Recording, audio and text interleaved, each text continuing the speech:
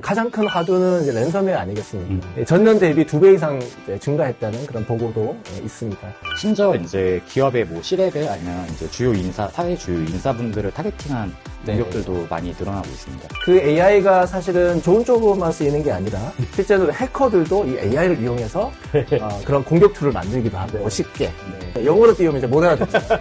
현지화가 가속화될 것이다. 세계 영역에서 이제 100% 커버리지를 프로 탐지하고 100% 막았다. 탐지 커버리지 같은 경우에는 되게 압도적으로 앞서 있네요. 제가 까도 됩니까?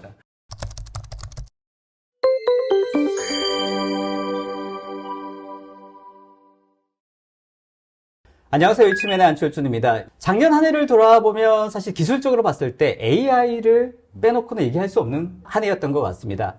관련된 서비스들이 엄청나게 쏟아지기 시작했는데요. 그리고 담당자들이 또 이제 이런 AI 서비스를 많이 활용하게 되면서 관련된 또 보안 이슈들도 또 급증하고 있는 것도 사실인 것 같습니다. 사이버 보안이라든지 또 랜섬웨어라든지 이런 여러 가지 사고들이 심심치 않게 매스컴에 등장하는데요. 뭐 사실 기업의 어떤 이미지뿐만 아니라 재정적인 손실도 굉장히 크기 때문에 이런 것들을 어떻게 처리할까에 대한 담당자분들의 고민이 엄청나게 심해지고 있고 앞으로도 더 심해질 것 같습니다. 그래서 지난 한 해 동안 있었던 사이버 보안에 관련된 이슈들을 한번 정리를 해보고 관련된 표준이라든지 또 패턴이라든지 이런 것들을 확인할 수 있는 방법이 무엇인지 또 이런 것들을 잘 할 수 있는 솔루션은 무엇인지에 대한 이야기 그리고 2024년도를 한번 전망해보는 시간 가지는 게 의미 있을 것 같아서 오늘 이 시간 준비를 해봤습니다. 여기에 딱 맞는 두 분의 보안 전문가를 모셨습니다. 네, 안녕하세요. 네, 사이버리즌 코리아의 황원섭입니다.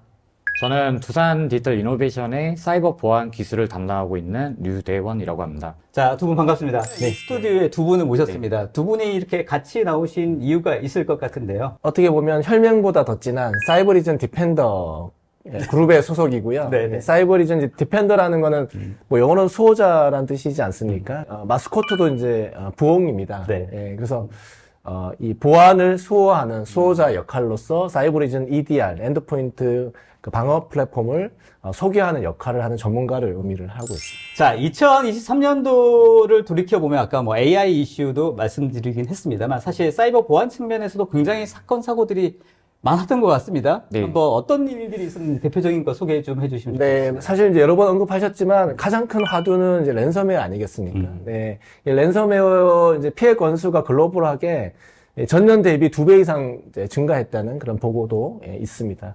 그 팬데믹 때 특히 재택근무를 이제 다들 많이 하시지 않습니까? 그래서 직장인분들이 처음으로 재택근무가 보편화되었기 때문에 그때 좀 이런 랜섬웨어 이슈가 많았었어요. 그래서 이렇게 사이트에 접근만 하면 랜섬웨어 감염되는 그런 케이스가 다수 사례가 있었거든요. 그냥 노출 범위가 넓어졌다고 보시면 될 것 같아요. 기업의 입장에서 봤을 때는 팬데믹을 거치면서 급하게 디지털 전환을 하면서 사실 여러 가지 틈새들도 있고 실수들도 있고 급하게 하다 보니까 그런 부분들이 있을 것 같은데 아마 그런 틈새를 노려서 방금 말씀하신 사이버 보안이 관련된 문제를 랜섬웨어라든지 이런 이슈들이 더 부각이 되고 있는 것 같은데 그런 부분은 어떻게 생각하십니까? 어떤 기업의 보안 담당자가 또는 일반 사용자가 이력서를 제출하는 느낌의 메일을 보낸다든지 이런 스피어 피싱 유형의 메일들이 엄청 증가를 했었거든요. 그래서 사용자가 멋모르고 이거 이력서네 또는 이거 어떤 기업 보안 담당자가 나한테 보낸 거네 해서 그 메일을 클릭하거나 아니면 첨부 파일을 열었어요. 그렇게 해서 악성 코드에 감염된 사례가 계속 증가하고 있고 심지어 이제 기업의 뭐 C레벨 아니면 이제 주요 인사, 사회 주요 인사분들을 타겟팅한 공격들도 많이 늘어나고 있습니다. 알겠습니다. 2024년도에는 어떤 보안 이슈들이 등장할 것인지에 대해서 한번 살펴보는 것도 의미가 있을 것 같고요. 2024년도 한번 전망해 보신다면 어떻습니까? 네, 크게 한 3가지 정도 말씀드리면 그 AI가 사실은 좋은 쪽으로만 쓰이는 게 아니라 보안 솔루션에도 이제 적용이 많이 되고 있지만 실제로 해커들도 이 AI를 이용해서 그런 공격 툴을 만들기도 하고 쉽게. 그 랜섬웨어 같은 경우도 이게 이제 현지화가 되게 중요합니다. 왜냐하면 그 랜섬웨어를 배포를 하고 감염된 사람한테 메일을 보내거나 팝업을 띄워야 되는데 영어로 띄우면 이제 못 알아듣잖아요. 그러면 이제 한국 같은 경우는 현지화가 지금 되어 있기 때문에 네. 한국어로 딱 뜨거든요. 아직 랜섬웨어가 배포가 안 된 나라들이 있습니다. 현지화가 안 돼서.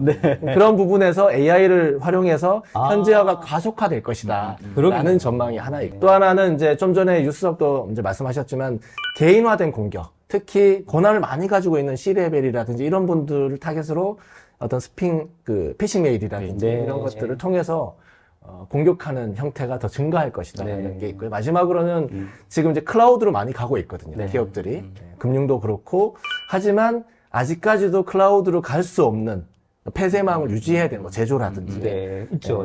그런 부분이 공존할 수밖에 없는데 너무 클라우드로 가다 보니까 보안 솔루션도 클라우드 타겟으로만 클라우드에서만 동작하는 그런 사스 기반 서비스들 위주로 나오다 보니 온프레임을 커버하는 그런 보안 솔루션들이 좀 미비한 부분이 있습니다. 그래서 이제 보안을 적용할 때 사실 어떻게 보면 이게 원칙인데 같은 동일 수준으로 홀이 없이 같은 수준으로 전체를 다 적용할 수 있어야 돼요. 예외에 두면 안 되거든요. 말씀하셨던 것처럼 실제로 AI가 좋은 측면으로 사용되고 있지만 또 악용될 소지도 엄청나게 많이 있지 않습니까? 또 그분들은 또 어떻게 하면 악용할지에 대해서 엄청나게 고민을 많이 하실 테니까. 해커가 이런 이제 그 해킹 툴을 만들 때 굉장히 이제 더 빠른 속도로 만들 수 있고 더 이제 고도화를 시킬 수 있는 거죠. AI를 이용해서. 해커가 될 수 있는 자질의 어떤 허들도 굉장히 낮아졌다. 그렇습니다. 그럼 더 앞으로 쏟아질 가능성이 높겠는데요? 네, 그렇죠. 네. 그래서 이게 어떻게 보면 장점이자 단점, 좋아진 점 대비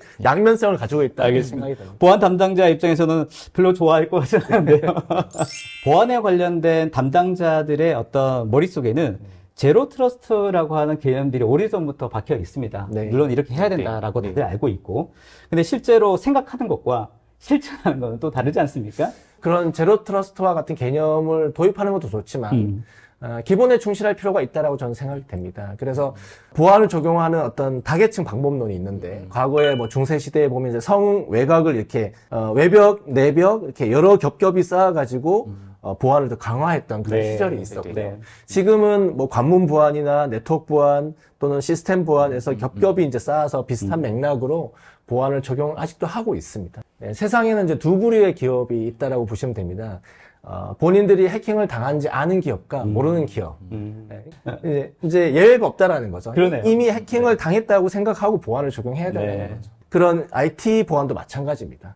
관문 보안을 통과해서 네트워크 보안을 통과해서 시스템 보안까지 들어온 이후에 어떻게 할 거냐, 어떻게 대응할 거냐, 사고 이후에는 어떻게 대응할 거냐, 여기에 대한 이제 대책이 필요하다라고 볼 수 있습니다. 독일의 이제 화학자 리비라는 사람이 만든 그 최소한의 법칙이라는 게 있습니다. 근데 이제 보안적으로도 요 이론을 적용할 수가 있는 거죠.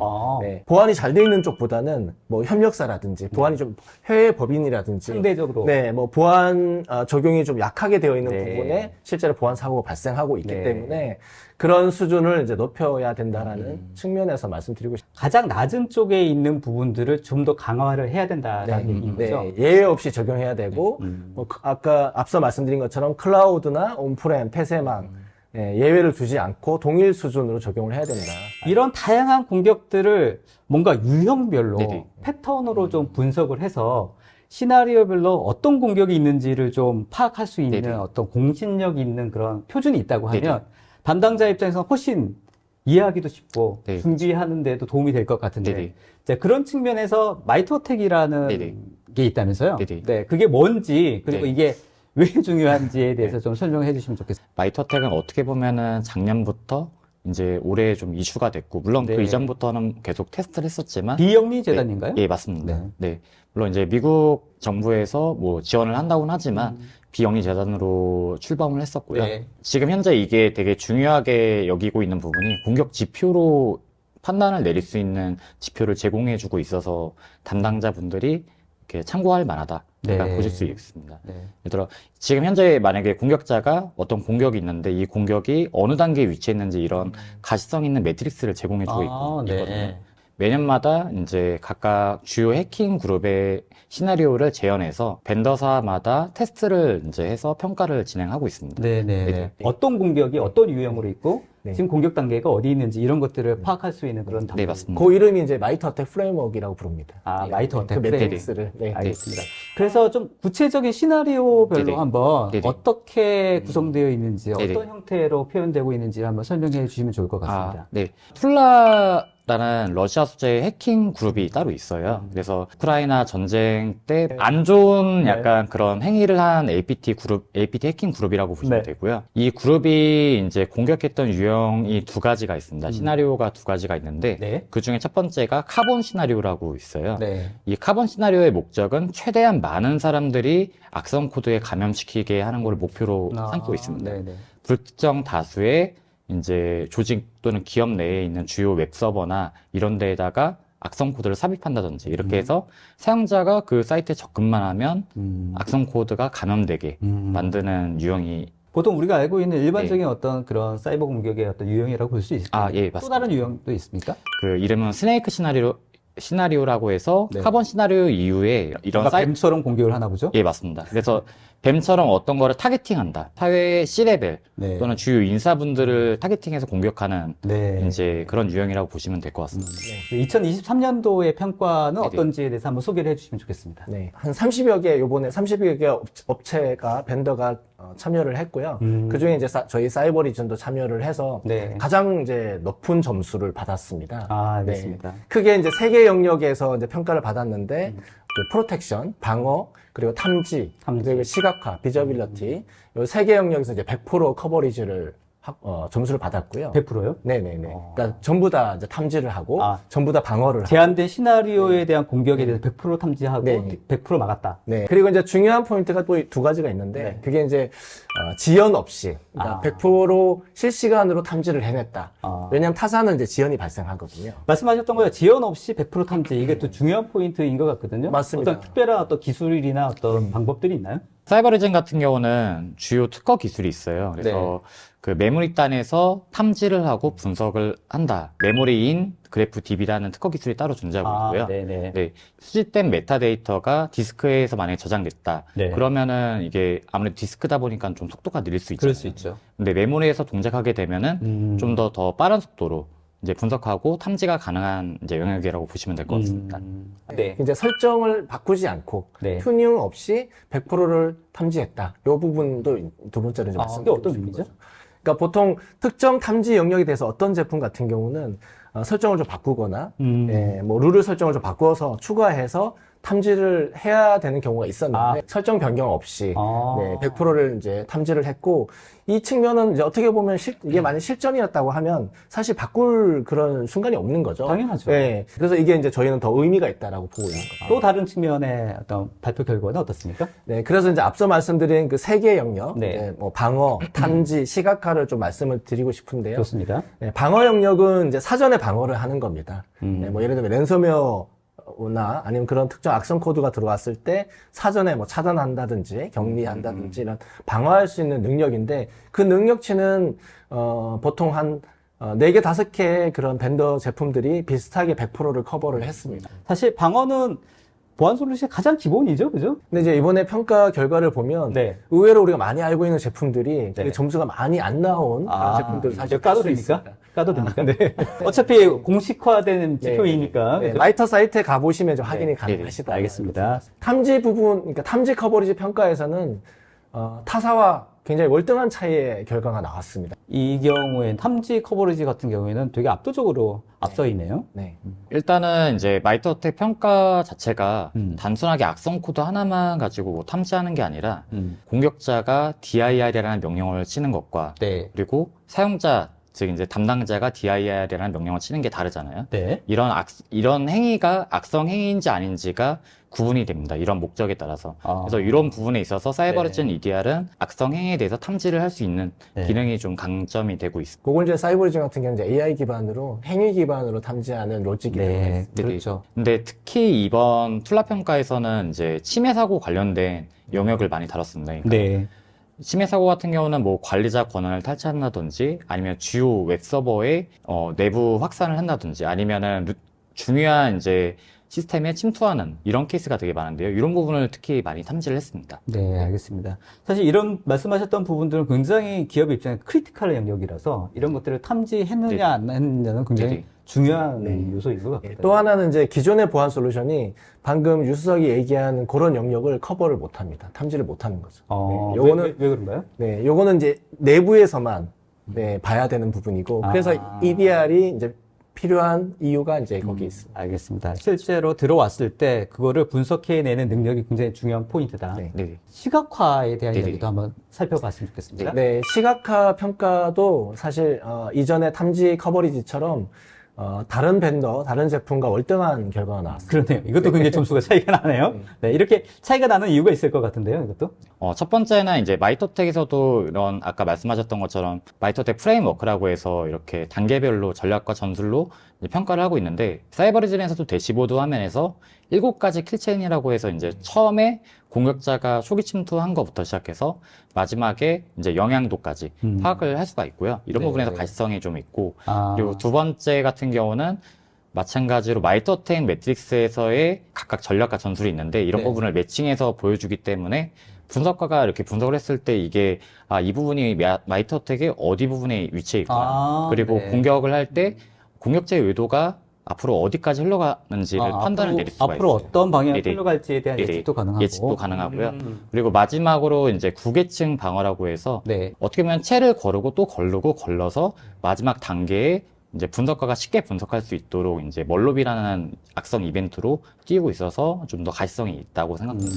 자, 이제 마이터 어택에 관련된 세 가지 이야기에 대해서 조금 요소를 살펴봤는데 좀 네네. 총평을 해주신다면 어떻습니까?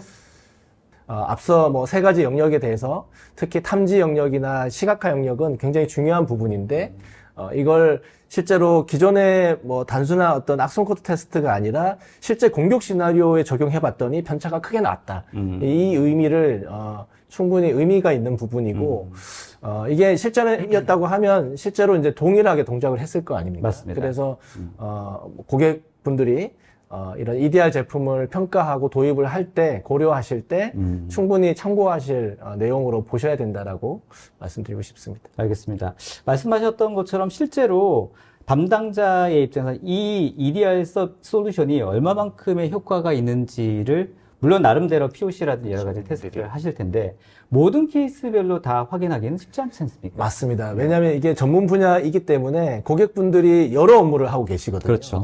그러다 보니까 본인의 어떤 이제 경험치의 한계가 있기 때문에 사실은 그런 전문성을 가지고 여러 제품을 벤더를 부른다고 하더라도 이런 이제 마이터텍 평가처럼 이렇게 동일하게 하기는 어려운 거죠. 오늘 소개해드린 이런 마이터텍 평가에 사용된 시나리오와 유사하게 고객의 니즈를 반영해서 저희가 직접 방문해서 그런 POC 평가 항목이라든지 이런 걸 마이터 수준에 맞춰가지고 저희가 이제 컨설팅 해드리거나 제공해드릴 수 있다라는 점도 덧붙여서 말씀드리겠습니다. 저희가 기본적인 그 방어 플랫폼, 사이버리전 플랫폼 내에 타겟층으로 또 되어 있습니다.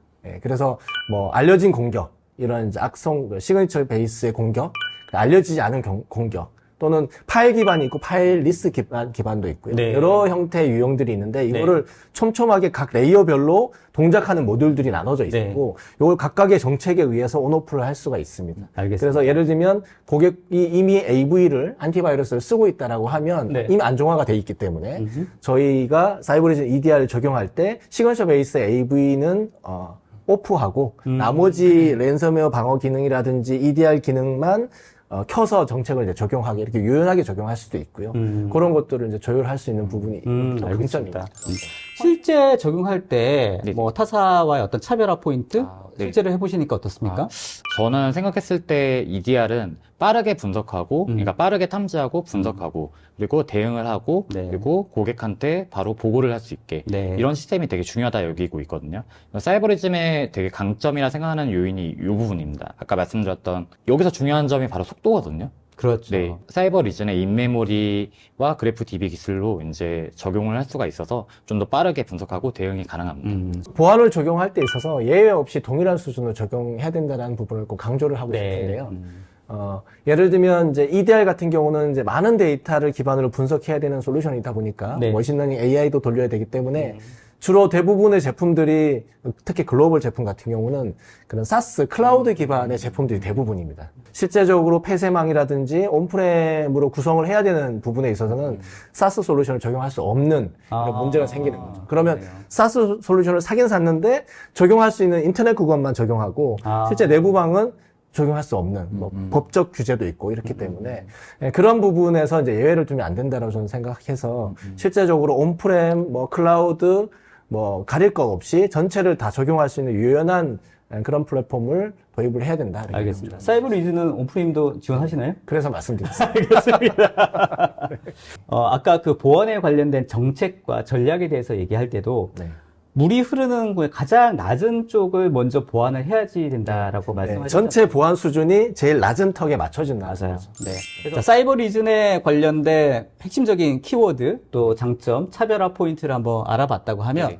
실제로 영상을 보시는 분들이 궁금한 게 좋긴 좋은데 실제로 적용했어? 네. 라고 하는 네. 부분이 가장 또 핵심적으로 궁금증이지 않을까 싶습니다. 네. 국내 사례가 더 네, 네. 관심 있지 않을까 예, 싶은데요. 맞습니다. 대표적인 국내 사례 있으면 소개 좀 해주십시오.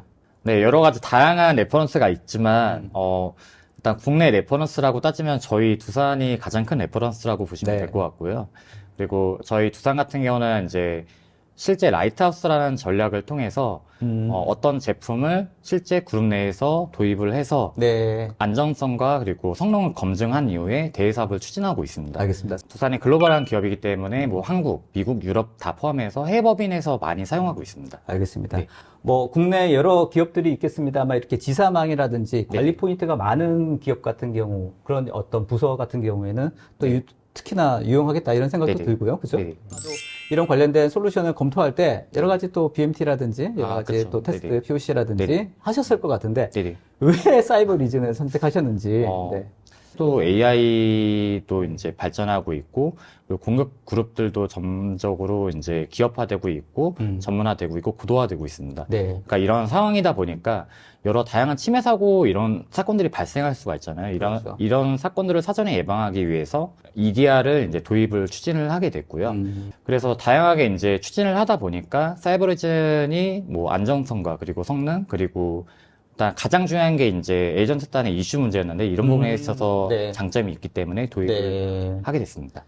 대략적으로 한 몇만 대 정도의 이제 그 에이전트를 설치를 했었는데 네. 약 2주 정도 안에 이걸 다 설치했습니다. 아, 진짜요? 예. 네. 근데 여기서 중요한 부분이 있는데 이제 환경을 먼저 파악을 했었어요. 그래서 네. 어떤 사용자는 뭐 윈도우를 사용하고 아, 그렇죠. 네, 그렇죠. 엄청 다양하죠. 네네. 개발자분들은 또 맥도 사용하실 거고, 그렇죠. 그리고 서버 단도 있을 거고, 그래서 각각 사용자 영역에 맞춰서 이거를 에이전트를 배포를 진행했고, 그 덕분에 좀 더 빠르게 배포가 됐었습니다. 알겠습니다. 아마 이런 것도 궁금하실 것 같거든요. 뭐 처음부터 끝까지 그러면 잘 진행만 됐냐? 그렇죠, 그렇죠. 아마 진행하면서 여러 가지 애로사항도 있을 네네. 것 같고 또 트러블 슈팅도 네네. 있을 것 같은데 네네. 그런 것들이 아마 궁금하실 것 같기도 한데 네. 몇 가지 좀 소개해 주시면 좋겠습니다. 가장 큰 이슈가 아까 말씀드렸다시피 사용자 단에 에이전트를 설치하는 문제거든요. 네. 근데 어떤 사용자는 어떤 프로그램을 사용하고 있고 또 B라는 프로그램을 사용하고 있고 이러다 보니까 이 프로그램들이 충돌을 할 수가 있습니다. 이게 정상 프로그램이더라도 네. 그 저희가 사이버리즌만이 아니라 여러 다양한 EDR 제품들을 한 몇 개월씩 해서 POC를 진행했었는데 네. 이런 충돌 이슈가 되게 많았었어요. 아마 다른 기업분들도 동일하게 네. 생각하실 겁니다. 사이버리즌 같은 경우는 충돌 부분에 있어서도 좀 최소화된 상태였었고 그래도 100%라고는 보장을 못하기 때문에 정상 프로그램이나 아니면 필수 프로그램 같은 경우는 다 예외 조치를 해서 도입을 진행했었습니다. 그래서 네. 이슈가 거의 최소화라고 보시면 될 것 같습니다. 네, 이미 이제 시중에 고객분들도 수많은 이런 에이전트 기반 솔루션들을 많이 쓰고 있기 때문에 초기보다는 이제 훨씬 더 거기에 대한 이제 능력치가 있으시고요. 네, 적용하는데 뭐 지금 최근에는 그런 충돌 이슈가 거의 없다라고 알겠습니다. 정리를 한번 해주시면 좋을 것 같습니다. 실제 EDR 솔루션 도입할 때 어떤 부분을 그래도 잘 체크하는 게 중요할지에 네네. 대해서 확인해 주시고 네네. 말씀해 주시면 좋겠습니다. 일단은 이제 조직마다 다양한 환경이 있을 텐데요. 일단 EDR 솔루션을 도입했을 때 이제 정오탄 판별이 가장 중요하다 저는 가장 기본적인? 네, 기본적인 네. 요인이죠. 그래서 사실 오탐률이 많은 제품들도 많고 또 어떤 제품은 오탐, 정탐도 다 많은 제품이 있고 그리고 사이버리즌 같은 경우는 사실 이제 정탐률이 되게 높다고 보시면 될 것 같습니다. 알겠습니다. 특히 이제 중점상으로 보셔야 될 게 아까 말씀드렸다시피 다양한 이벤트가 많이 발생하게 되면 네. 조직 내에서 이제 이렇게 분석할 수 있는 인력이 많이 필요하게 돼요. 그러겠죠. 근데 저희 사이버레진 같은 경우는 이런 이제 정답률이 높기 때문에 실제 분석하는 인력들 리소스가 투입이 많이 적거든요. 네. 그래서 실제 분석할 때 빠르게 분석하고 대응하고 보고가 가능한 이런 제품이라고 보시면 될 것 같습니다. 알겠습니다. 실제 오탐이 너무 많은 경우에는 일도 많지만 그 중에서 실제 문제가 될 수 있는 것들을 놓치게 될 수 있는 그런 문제가 네, 발생하지 맞습니다. 않겠습니까? 네, 중요한 포인트 말씀하셨고요. 네. 더군다나 이제 이런 이벤트를 분석할 수 있는 능력치 자체도 굉장히 좀 스킬이 높은 축에 속합니다. 네. 그러니까 아무나 할 수 있는 게 아니고 EDR 이벤트를 분석할 수 있는 능력을 가진 그런 인력들이 많지가 않은 부분이 네. 있고요. 또 하나는 사람이 많이 관여하다 보면 그만큼 사람에 대한 어떤 실수로 인한 그런 이제 놓치는 부분도 충분히 있을 수 있습니다. 알겠습니다. 또 다른 포인트 있을까요? 한 가지 더 말씀드리자면은 에이전트 부분이 있을 수 있는데 네. 물론 아까 전에 애로사항 때 말씀드린 부분이지만 이것도 진짜 중요하기 때문에 담당자 분들께서는 조직 내 환경이 어떤지 네. 아까 저희 두산 사례를 말씀드렸지만 윈도우가 있는지 맥이 있는지 리눅스가 있는지 이런 환경들을 다 파악하신 이후에 이런 에이전트 문제를 최소화하는 방향으로 EDR 도입을 하시는 게 좋을 거라 생각합니다. 알겠습니다. 2024년도를 준비하면서 보안 담당자가 또 챙겨야 할 포인트 한번 짚어주시면 좋지 않을까 싶은데 네. 한번 말씀해 주시죠. 저는 세 가지 포인트를 말씀드리고 네. 싶어요. 그래서 제가 실제 분석 업무를 했었고 분석 업무만 한 11년 가까이 했었는데 첫 번째로 말씀드리고 싶은 거는 위협의 최소화라고 생각합니다. 그러니까 어떤 구멍이 있으면 이 구멍으로 공격자가 이제 공격을 시도를 할 수가 있어요. 그래서 가장 이제 장점을 부각시키고 단점은 그냥 냅두고 이게 아니라 전부 다 이제 평균화적으로 이렇게 최소화하는 방향이 중요하다 생각하거든요. 그래서 이런 취약한 부분을 먼저 패치를 하고 대응하는 게 우선적으로 알겠습니다. 해야 된다 생각.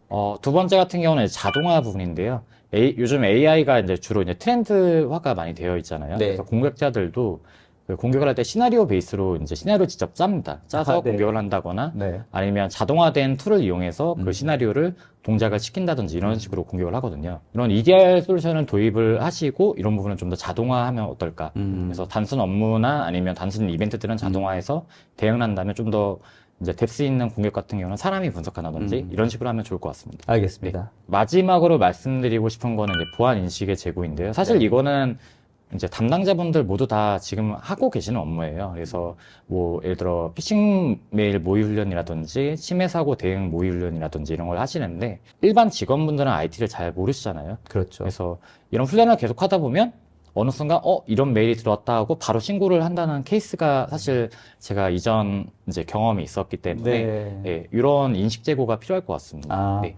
뭐 보안 담당자뿐만 아니라 그 기업 내 모든 실제 업무를 네. 하시는 분들 모두가 보안에 관련된 인식을 네네. 새롭게 좀 제고를 할 필요가 있겠다 이런 생각도 드네요. 네, 맞습니다. 빨리 처리할 수 있는 그런 네. 프로세스를 마련하는 것도 중요하겠다. 네. 자, 그런 프로세스의 측면에서 제일 앞단에서 해야 될 것이 이런 탄탄한 EDR 솔루션을 적용하는 게 중요할 것 같다. 네, 이렇게 맞습니다. 정리하면 될 것 같습니다. 오늘 이츠맨의 시그니처 질문을 하나씩 드리도록 네. 하겠습니다. 자, 두 분 준비되셨습니까? 네, 네. 긴장되는데요. 알겠습니다. 황원섭에게 EDR이란. 네, 저는 보험이라고 생각합니다. 뭐 앞서 말씀드린 것처럼 해킹과 어떤 보안 위협이 계속되고 있는데 해킹과 보안 위협은 사실 피할 수가 없다라고 보셔야 될 것 같고요. 사고처럼. 네. 그래서 사람이 어떤 예상하지 못한 사고에 대비하는 게 이제 보험이라고 하면 기업 입장에서는 네. 이 보안이나 해킹 위협에 대비하는 보험이 바로 EDR이다라고 말씀드립니다. 알겠습니다. 사고, 사건은 없을 수 없으니까 맞습니다. 보험을 꼭 들라. 네. 좋은 보험을 들어야 되죠. 그럼요. 네. 네. 보험 사기 많지 않습니까? 맞습니다. 자, 그리고 유대원에게 사이버 리즌이란. 어릴 때 봤던 만화책과 같다. 네, 이렇게 정의를 내렸는데 처음 사이버레진 접했을 때 네. 마스코트가 부엉이잖아요. 맞아요. 네, 근데 이제 어떻게 보면 트랜스포머처럼 이렇게 멋있게 로봇처럼 이렇게 맞습니다. 친숙하게 접근을 하더라고요. 네. 그리고 또 UI도 친숙하고 사용자 약간 편의성을 중시하는 아, 그런 느낌이어서 네. 만화책도 구독자들이 봤을 때 이제 좀 더 친숙하게 다가가잖아요. 그렇죠. 네, 그거와 같다고 생각해서 이렇게 네. 정리를 했습니다. 알겠습니다. 고객 미팅을 할 때 약간 이런 분장을 하고 가시는 건 어떻습니까? 네, 고려해 보겠습니다. 자, 오늘 다양한 이야기 잘 들었습니다. 네. 마지막으로 하고 싶은 말씀 간단히 요약해서 한 말씀만 좀 부탁드리도록 하겠습니다. 네, 랜섬웨어나 보안 사고나 해킹 등은 이제 남의 일이 아닙니다. 네, 그래서 해킹을 이미 당한다고 보고 보안 정책을 수립할 필요가 있고, 그러면 해킹이나 보안 사고 이후에 어떻게 분석할 것인가, 또 어떻게 대응할 것인가를 고려를 할 필요가 있습니다. 그래서 이제 사전에 최대한 방어할 수 있는 그런 가장 효과적인 방법으로 내부 시스템 내부에서 대응할 수 있는 EDR이 어떤 최선의 방법이다라고 이제 공고를 드리고 싶고요. 저희가 구체적으로 교육 커리큘럼도 지금 계속 짜고 있습니다. 그래서 단순하게 제품만 파는 것이 아니라 네. 실제 제품을 이제 도입하고 나서 이 제품을 어떻게 쓰고 실제 어떤 악성 이벤트가 있는데 분석을 해야 되는지 악성코드 종류별로 분류해서 저희가 그렇게 분석 교육을 할 예정이거든요. 그래서 수석님 말씀하셨던 포인트 되게 중요한 것 같습니다. 네네. 솔루션 팔고 그다음에 끝 이게 아니라 실제로 계속된 교육과 또 활용과 여러 가지 사례들에 대해서 또 안내하고 네. 또 교육하고 이런 과정들이 굉장히 중요할 것 같고 아마 담당자 입장에서도 이런 부분들을 채워주는 게 네네. 굉장히 중요한 포인트라고 네. 생각됩니다. 네. 바빠지시겠는데? 네. 저희 두산에서는 사이버리즘 관련해서 많은 준비를 지금 현재 하고 있습니다. 아까 말씀드렸던 내용처럼 아래쪽에 자막이 있으니까 저희 쪽에 이제 연락 주시면은 저희가 바로 연락 드리겠습니다. 예, 감사합니다. 자, 오늘 영상을 통해서 2023년도를 한번 돌아봤고요. 또 2024년도는 어떤 문제, 어떻게 해결해야 될지에 대한 사이버 보안의 이슈에 관련된 부분도 한번 살펴봤습니다. 마이터어택이라고 하는 여러 가지 패턴과 시나리오별의 분석 데이터가 얼마나 유용한지에 대해서 한번 살펴봤고요. 관련된 내용들의 지표를 통해서 사이버리즌이라고 하는 이 EDR 솔루션 회사가 얼마만큼의 효과를 가지고 있는지 생생한 사례와 함께 살펴본 시간이었습니다. 관심 있는 분들은 밑에 자막으로 연락처 나가니까요. 이를 연락 주시면 좋을 것 같고요. 2024년도 올 한 해는 랜섬웨어에서 해방될 수 있는 그런 한 해가 되시길 바라겠습니다. 자, 두 분 수고하셨습니다. 네, 수고하셨습니다. 고맙습니다. 수고하셨습니다.